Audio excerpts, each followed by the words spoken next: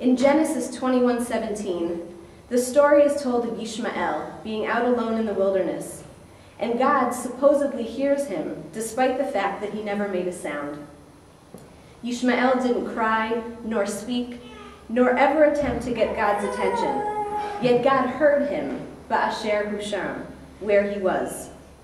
Rashi, in an effort to truly understand what it means to meet someone where he or she is, comments on Ishmael's situation, saying, based on the actions that he is doing now, he is judged, and not based on what he's going to do in the future.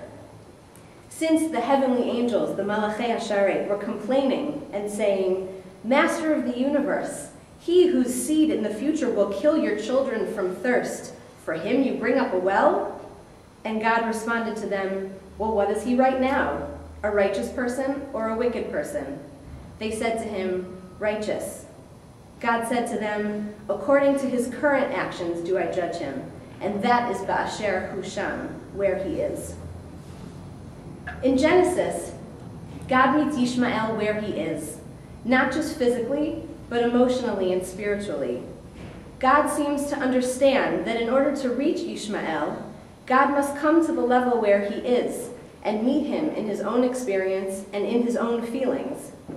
And this seems to be exactly where Moshe failed. I would imagine that had Moshe truly met the people where they were, his words would have been heard differently and perhaps absorbed by the people. Or had Moshe truly met the people where they were, perhaps he would not have spoken Cain, as he is thought to have spoken, but rather might have tweaked God's words to relay the same message, but in a way that would have been more fitting for the people. During my summer at the Cleveland Clinic, when I completed my internship in clinical pastoral education, I learned more about myself and relating to others than I could have imagined.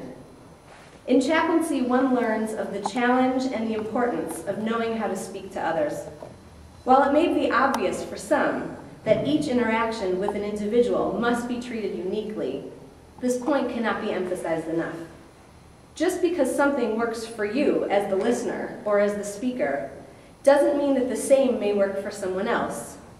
In order to appropriately speak to each and every person according to his or her need, we need to bring ourselves, our whole selves, including all of our experiences to every encounter with another person.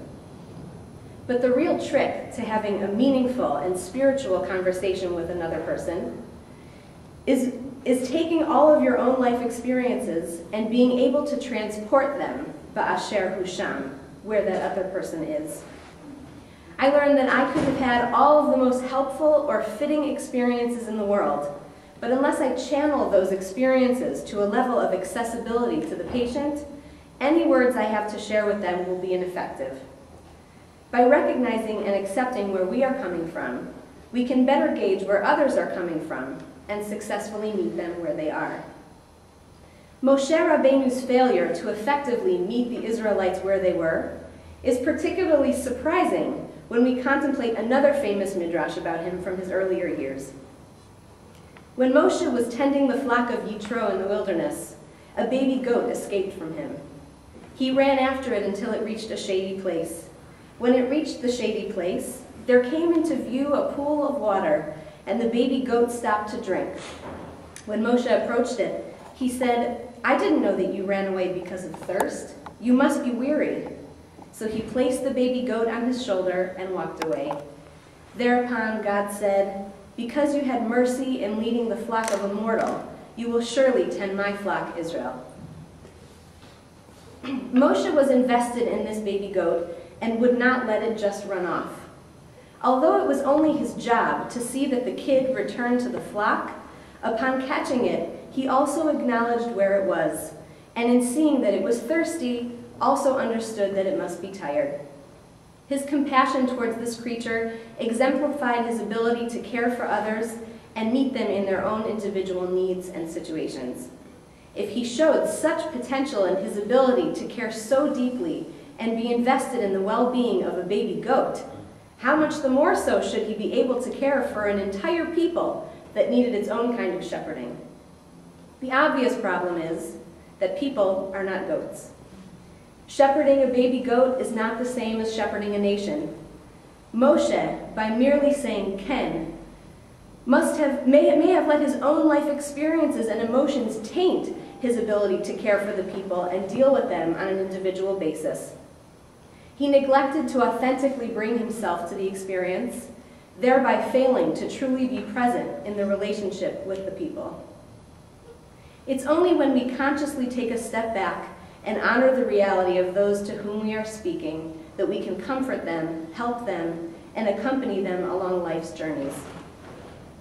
What my encounter with Agnes taught me was that this is not always a simple thing to do. I met Agnes in my second to last week of my CPE internship at 4:15 on a Friday afternoon while covering a unit for a friend. In my interaction with her, it was only at the point that I was able to accept and dismiss all of the distractions and acknowledge my own anxieties and feelings of inadequacy and deal with them that I was able to get beyond myself and speak in a way that was meaningful to her. But before I could help her, I first had to bring myself to the encounter ba'asher hisham, where she was. May each of us in our encounters with others, whether as chaplains, teachers, rabbis, cantors, family, or friends, strive always to be fully present when speaking with others. In doing so, may we find wholeness and help others find peace.